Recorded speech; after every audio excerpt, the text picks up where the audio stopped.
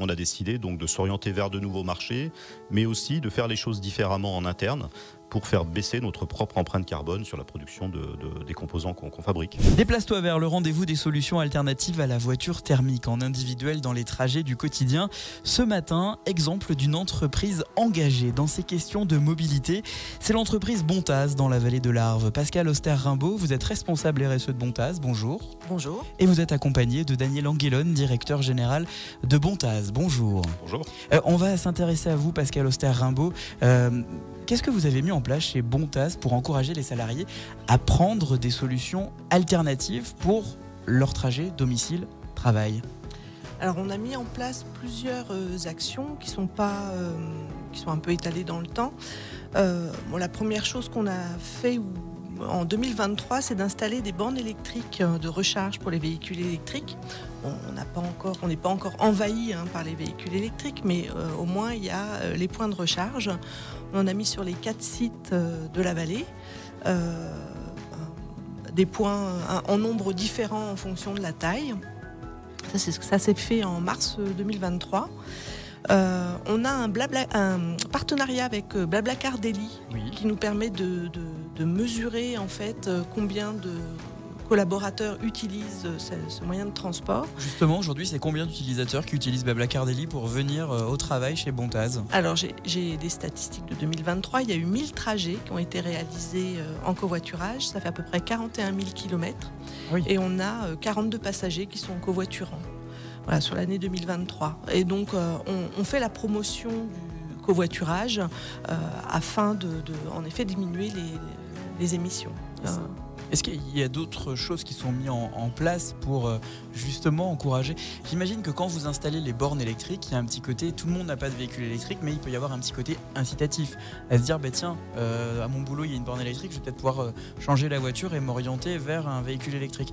Pareil avec Blablacar Daily, il y a un petit côté incitatif. Est-ce que vous sentez une envie aussi de la part des collaborateurs d'aller dans ce sens de l'histoire ? Alors oui, en fait j'avais fait des statistiques sur le nombre de salariés qui étaient proches du site du site de production. Il y a de mémoire 70% des salariés qui travaillent ou qui habitent à moins de 10 km de leur lieu de travail. Donc en effet, il y a une volonté de certains, c'est évident, on est dans une vallée où il y a beaucoup de sportifs, donc certains sont prêts à faire même plus de 10 km en vélo.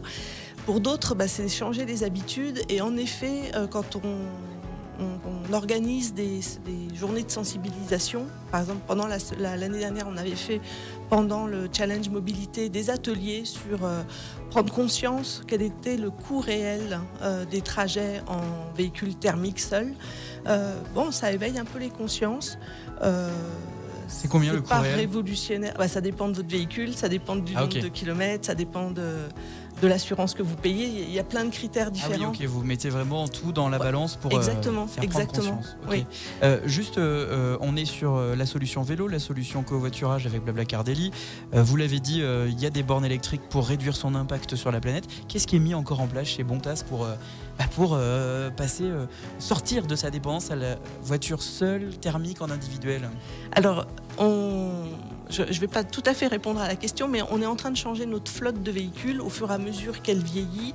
On va fournir des véhicules moins émissifs. Donc c'est sur la flotte, véhicules de fonction, véhicules de service. On a déjà quelques véhicules électriques. Mais l'autre action qu'on est en train de mettre en place, elle n'est pas encore tout à fait effective, c'est de mettre à disposition des vélos électriques pour les trajets domicile-travail, mais également intersites, sur les différents sites où on est présent. Donc il y aura une dizaine de vélos accessibles à tous les salariés pour pouvoir faire ces trajets. Ça veut donc dire qu'un salarié, un opérateur par exemple, qui doit aller du site de Marna ou sur un autre site à Cluse, il pourra se déplacer ou il devra se déplacer avec un vélo. C'est une vraie question. Pourra ou il devra ? Alors, pourra. On ne va pas encore utiliser le fouet pour imposer, mais l'idée c'est en effet il y a besoin d'acculturer, il y a besoin d'échanger, il y a besoin de partager, il y a besoin d'animer ce sujet pour que chacun se préoccupe de la protection de l'environnement et de la vallée, enfin de l'air qu'on respire. Et donc c'est un sujet qui va se développer au fur et à mesure du temps.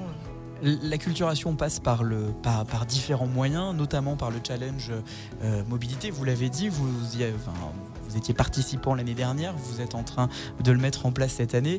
Juste sans vouloir me vanter, Radio Mont-Blanc est le vainqueur du challenge mobilité l'année dernière. Il va falloir cette année nous dépasser, puisque on va participer, mais on ne peut pas gagner pendant 2 ans. C'est la règle du jeu. Non, en vrai, vous sentez un véritable engouement quand vous faites par exemple un challenge mobilité. Vous le préparez? Comment vous le préparez avec vos salariés? Alors oui, j'étais surprise, mais il y a un engouement. En fait, Là, on avait pris un peu de retard pour l'organisation et plusieurs salariés sont venus vers moi en me demandant alors est-ce qu'on le fait, est-ce qu'on le fait, est-ce qu'on le fait. Oui, on le fait. Et là, autant l'année dernière on était peu nombreux à l'organiser, là il y a une implication d'une dizaine de salariés à l'organisation du challenge. Et juste pour remettre l'église au milieu du village, Bontaz avait gagné le challenge mobilité en 2019 et puis on ne joue pas dans la même catégorie, donc si on perd... Je ne relèverai pas. Pascal Auster-Rimbaud, vous êtes responsable RSE chez Bontaz. Cette transition, elle est difficile à mettre en place?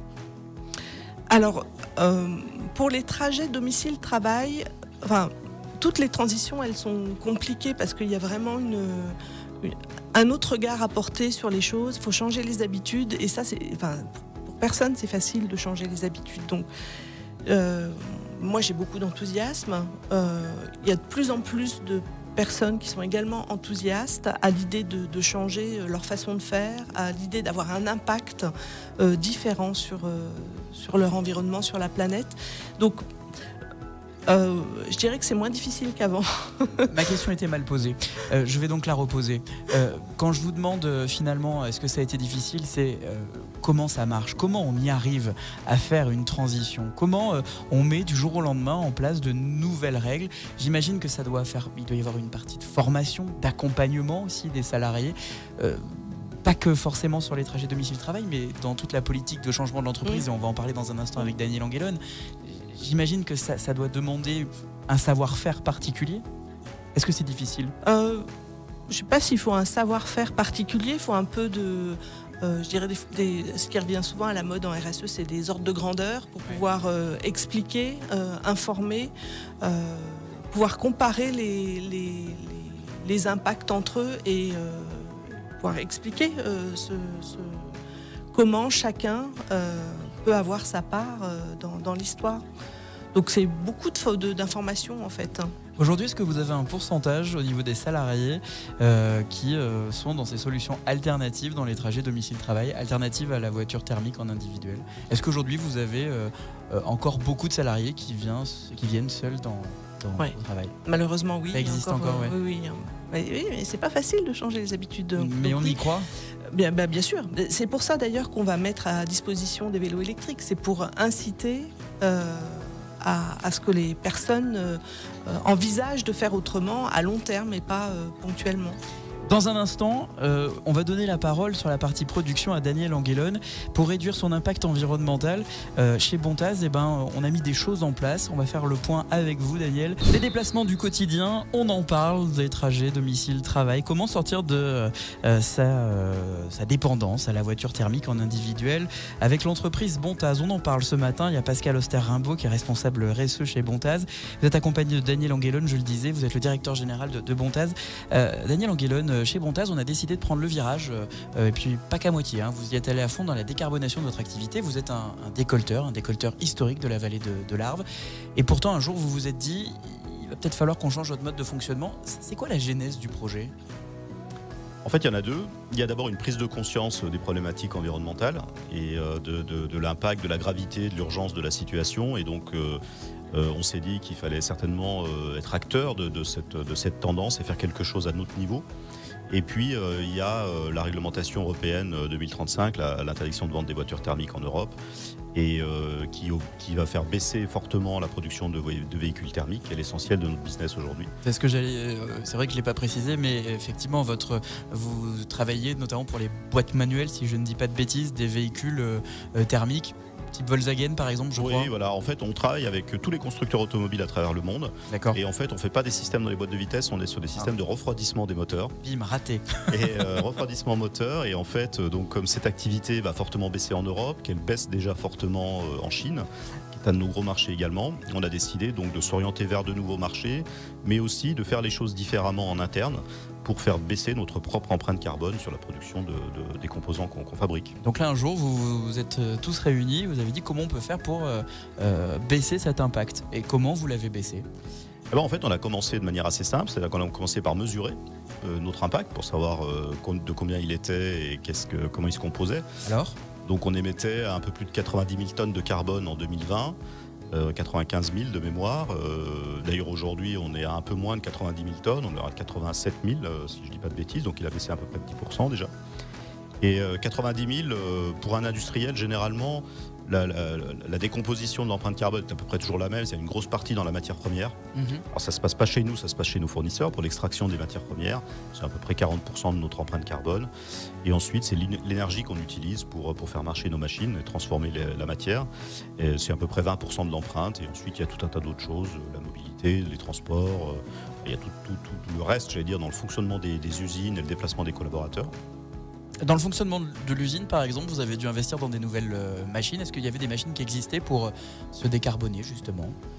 Alors, investir dans les nouvelles machines, ça dépend des activités, parce qu'il y a des activités qui sont en croissance dans lesquelles on a besoin d'investir. Donc, effectivement, depuis quelques années, on regarde un peu plus la consommation énergétique des machines qu'on ne le faisait avant. Mais on fabrique aussi également beaucoup de machines chez nous. Et donc, on a introduit cette notion-là sur la fabrication des machines. Mais en fait, c'est des machines qu'on utilise sur des périodes plutôt longues. Donc, en fait, ce qu'on produit aujourd'hui, on ne change pas les machines. En fait, elles sont installées. Et donc, c'est les générations d'après qui vont évoluer. Donc là, c'est une tendance plutôt longue, en fait, sur cet impact-là. Mais en fait, les machines marchent à l'électricité. Donc en fait, on s'intéresse plutôt à la source du problème. Et donc on a installé des panneaux solaires dans de nombreux pays où on est installé. En France, pour l'instant, non, parce que l'ensoleillement est moindre et surtout l'électricité est principalement décarbonée. En France, c'est principalement nucléaire. Et donc il y a moins d'urgence à le faire. Mais voilà, on essaie de produire de l'énergie plus verte. On essaye de travailler, on travaille sur de l'éco-conception, c'est-à-dire que chaque fois qu'on conçoit un nouveau produit, on le fait en sorte qu'il soit avec de la matière décarbonée, qu'il soit réutilisable en fin de vie, qu'il soit réparable également. Et donc tous les produits qu'on va développer dans les années qui viennent répondront à ces critères-là, ce qui nous permettra d'émettre moins d'émissions de CO2 à l'avenir. Et on a l'ambition de baisser nos émissions de CO2 fortement, d'aller vers un peu, pas la neutralité ou la neutralité avec quelques compensations, c'est-à-dire d'arriver à peu près à une baisse de l'ordre de 80% de nos émissions. Sachant qu'on a un gros problème, c'est qu'aujourd'hui on va vers l'industrie du vélo notamment, et les pièces qu'on va faire pour le monde du vélo, donc on est en train de développer des freins et un moteur électrique avec une boîte de vitesse automatique. Ces pièces-là, en fait, vont nécessiter beaucoup plus de matières premières, beaucoup plus de transformation. Et en fait, ça va nous faire augmenter notre propre empreinte carbone. Donc on est en voulant vous décarboner, changer d'orientation, vous diversifier, manque de peau, il va falloir un peu plus peut-être consommer. C'est un drame, ça, ce que vous êtes en train de nous dire? Alors c'est un paradoxe en fait, parce que globalement c'est mieux. C'est-à-dire que nous on considère que c'est l'industrie du vélo. Alors évidemment c'est de la mobilité décarbonée par rapport aux véhicules thermiques, donc c'est mieux. C'est une industrie qui est plus durable dans le sens où elle a de l'avenir, durable économiquement parlant. Elle a de l'avenir alors que le véhicule thermique a beaucoup moins d'avenir. Donc c'est dans cette voie qu'il faut aller. Ça passera probablement par plus d'émissions de carbone chez nous, mais globalement pour la planète ça sera mieux. Et donc voilà, on est dans quelques paradoxes de ce type-là, quelques paradoxes aussi avec nos clients qui font des voitures de plus en plus grosses, de plus en plus lourdes, électriques, et donc on est obligé de répondre à cette demande, mais malgré tout c'est le contraire qu'il faudrait faire. Oui, parce qu'il y a aussi une réalité économique, et hélas on peut pas, on vit dans un monde où on a besoin de donner du travail à des gens, de pouvoir vivre économiquement. L'idée c'est de baisser, mais c'est pas forcément non plus de s'oublier, d'oublier les salariés pour lesquels vous... Non, c'est sûr. Après, le problématique dans le monde de l'automobile, c'est que les voitures les plus rentables sont sont généralement les SUV, les voitures de taille intermédiaire ou oui. de grosse taille. Donc en fait, les constructeurs s'orientent plutôt vers ce type de véhicules, qui sont plus rentables, mais c'est un non-sens environnemental, j'allais dire, parce qu'en fait, on est dans des voitures beaucoup plus grosses pour des trajets du quotidien, donc ça n'a pas de sens. On bouge beaucoup plus de poids, il faut de plus en plus d'énergie pour bouger les voitures. Et puis, il y a une tendance aussi à suréquiper les véhicules aujourd'hui, c'est-à-dire que vous avez à la demande tout un tas d'équipements que vous pouvez prendre par abonnement, ce qui fait que tous les véhicules sont équipés de maximum d'équipements qui souvent ne servent pas. Et donc c'est du CO2 en plus, c'est du poids en plus à trimballer tous les jours. Donc voilà, on est dans ces paradoxes-là où nos clients vont pas forcément dans le bon sens, on n'est pas forcément emmené dans le bon sens, donc on essaye de faire ce qu'on peut et d'initier des choses pour décarboner en fait. Juste que je comprenne bien, chez Bontaz, l'avenir, ce que vous allez créer demain, ce ne sont plus des pièces mais des vélos ou des pièces pour des futurs vélos. C'est quoi le concept ? En fait, nous, on veut rester équipementier. C'est-à-dire que on n'est pas... le monde du vélo, par exemple, aujourd'hui, être un fabricant de vélo, c'est surtout un enjeu de communication, un enjeu de distribution. Parce que fabriquer un vélo, c'est pas si dur que ça. Oui. Mais en fait, l'enjeu, il n'est pas là. Une fois qu'on a le vélo, si on ne peut pas le vendre, on n'est pas bien avancé, en fait. Et donc, nous, c'est pas notre métier. Nous, on est vraiment un équipementier. On développe, on conçoit, on innove et on produit. Et donc, on veut rester derrière les fabricants de vélos. On va leur fournir des sous-ensembles complets, beaucoup de choses. Derrière les constructeurs automobiles, derrière les fabricants de trucks, avec des systèmes pour les piles à combustible, à hydrogène, des sous-ensembles pour les voitures électriques, des sous-ensembles pour les vélos électriques. Donc, c'est notre... Voilà, on reste équipementier dans la décarbonation de la mobilité.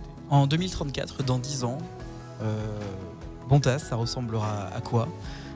Vous avez une idée, vous avez une projection, on sera dans une entreprise 100% verte, c'est quoi vos objectifs ? À 10 ans, on fabriquera essentiellement des produits mécatroniques, c'est très différent de ce qu'on fait aujourd'hui. C'est-à-dire qu'il y aura beaucoup plus d'électronique, beaucoup plus de logiciels à l'intérieur, des systèmes complets, des systèmes parfois complexes, et une entreprise qui fabriquera donc des produits qui auront beaucoup moins de carbone à l'intérieur, avec des matières décarbonées. On espère avec des collaborateurs qui viendront travailler en vélo le matin ou de manière décarbonée. C'est ce qui se fait d'ailleurs beaucoup sur nos sites d'assemblage à l'étranger, parce qu'il y a beaucoup de transports en commun et les gens ont beaucoup moins de voitures individuelles. Donc en fait la mobilité, c'est surtout en France qu'il faut qu'on la décarbone. Donc voilà, une entreprise qui fabriquera des produits différents, qui fabriquera des produits décarbonés sur des marchés qui ont du sens, qui vont dans le sens de la décarbonation de la mobilité. Et voilà, avec des collaborateurs toujours engagés, et j'espère qu'ils essaieront de faire comme moi le matin, c'est-à-dire prendre mon vélo quand il pleut pas. Et en ce moment, c'est pas facile. Je confirme, mais je vais vous dire ce qui nous a été dit il y a peu. Il n'y a pas de mauvais équipement et je ne sais plus. C'est Vincent Azout, je suis sûr. Exactement, de Culture Vélo Salanches. Juste un petit mot, Pascal Auster-Rimbaud. On est sur une projection à 10 ans là, avec le directeur général. Dans 10 ans, le salarié type de chez Bontaz, il viendra avec son vélo, avec un véhicule électrique en covoiturage exclusivement. Est-ce que à terme, ça peut devenir presque même un critère de recrutement ? Alors c'est déjà demandé par des salariés. Il y a déjà des salariés qui viennent chez Bontaz parce qu'il y a un engagement, parce que on essaie de faciliter un tant soit peu les transports. Et en effet, ça peut être un nouveau critère d'intégration d'un collaborateur. En tout cas, la demande, elle est croissante. Elle vient de la part du collaborateur. Dans 10 ans, on peut se dire que chez Bontaz, quand on verra une annonce de recrutement, on se dira attention, pas de véhicule thermique, on vient, c'est covoiturage, il y a un mode de fonctionnement. Ça peut exister, ça, dans l'avenir ? Est-ce que ça peut exister ? Pourquoi pas ? Après, c'est un petit peu peut-être excessif. J'ai pas de boule de cristal non plus, mais en tout cas, c'est une aspiration que de vouloir diminuer notre impact et d'embarquer les collaborateurs. Je voudrais rebondir sur un point qui a été donné par Daniel Anguelone. Dans les autres usines du groupe, les salariés peuvent venir en transport en commun, c'est ce que vous avez dit, Daniel. J'ai l'impression qu'en France, et même dans notre vallée de l'Arve, il existe des bus, il existe des choses. Est-ce qu'il y en a assez ? Parce que ça peut être aussi un bon moyen de décarboner et d'être peut-être plus vertueux pour venir travailler. Ça existe, hein. Je ne dis pas que ça n'existe pas. Oui. Mais en fait, ils ne sont pas forcément bien... C'est difficile pour... on avait regardé, en fait, quand on a fait les challenges mobilité l'année dernière, on a regardé comment étaient développés les transports en commun pour pouvoir venir dans les zones industrielles et c'est compliqué en fait. Mais ça s'explique aussi en fonction de la taille de la ville en fait. Les équipements de transport, ils évoluent en fonction du nombre d'habitants et dans la vallée de l'Arve, il n'y a pas suffisamment d'habitants pour développer d'autres types de transports. Mais est-ce qu'une entreprise comme Bontas peut avoir du poids sur les politiques pour dire nous on a envie de s'engager là-dedans, il faudrait peut-être un cadencement plus important ou peut-être plus de bus. Certes on n'a pas le niveau requis, le niveau minimum requis, mais il y a une demande. Peut-être que ça serait aussi une façon de... Daniel c'est un bon lobbyiste, je pense qu'il a déjà pas mal appuyé sur ce... Il nous écoute d'ailleurs dans la vallée de l'Arve avec Jean-Philippe Mas, ça bouge avec la commune de Cluses. Mais c'est vrai que c'est notamment pour le personnel en équipe. On essaye de mettre en place des choses parce qu'en fait on a beaucoup de monde qui arrive en même temps. Et en fait, peut-être que dans une zone industrielle, discuter avec nos voisins pour peut-être se caler tous à la même heure et puis distribuer. Mais là, on est dans un transport complètement privé pour les entreprises, qui serait financé par les entreprises. Mais ça peut être une solution, effectivement. C'est ce qui se passe sur nos sites d'assemblage à l'étranger. En fait, on transporte les collaborateurs. Parce c'est pas du transport en commun, c'est du transport en commun privé. C'est du transport en commun privé. Ok, voilà, mis en place par l'entreprise. Mis en place par l'entreprise pour aider les collaborateurs chez qui les salaires sont plus modestes. Généralement, il n'y a pas une voiture par personne, ni une voiture par famille d'ailleurs. Et donc en fait, on les aide pour le transport et donc du coup la mobilité domicile-travail est décarbonée. C'est un véritable enjeu écologique, social. J'étais ravi d'en parler avec vous, d'autant que on vous entend beaucoup dans notre Déplace-toi vert parce que vous avez fait le choix de nous accompagner dans ce programme qui me tenait particulièrement à cœur parce que je crois en ces modes de transport dans les trajets domicile-travail. Donc merci de nous faire confiance et écoutez, on va vous suivre pour le challenge du 4 juin, puisque le 4 juin, il y a le challenge mobilité. Bontas doit gagner cette année. Je compte sur vous, Daniel. Oui, on va gagner. Je vais vous coller un journaliste au basque, et vous allez avoir un journaliste avec une caméra. Je veux vous voir arriver travailler en vélo. Dès qu'il pleut plus, je reprends mon vélo. Mais moi, je voulais juste finir je voulais vous remercier aussi pour ces initiatives, parce que en fait, nous, les entreprises, vis-à-vis de nos collaborateurs, il faut qu'on arrive à convaincre tout le monde. Et moi, je fais des réunions régulières avec les collaborateurs, je parle beaucoup de ces sujets. Et voilà, quand ces sujets sont médiatisés, c'est toujours plus simple. Déplace-toi vert, c'est tous les jours, c'est à 7h45 et 16h40 sur Radio Mont-Blanc. Des solutions concrètes pour sortir de sa dépendance à la voiture thermique en individuel. Daniel Anguelone, directeur général de Bontas, merci. À bientôt. Merci. Merci Pascal Auster-Rimbaud, vous êtes responsable RSE de Bontas. À très bientôt. Merci, à bientôt.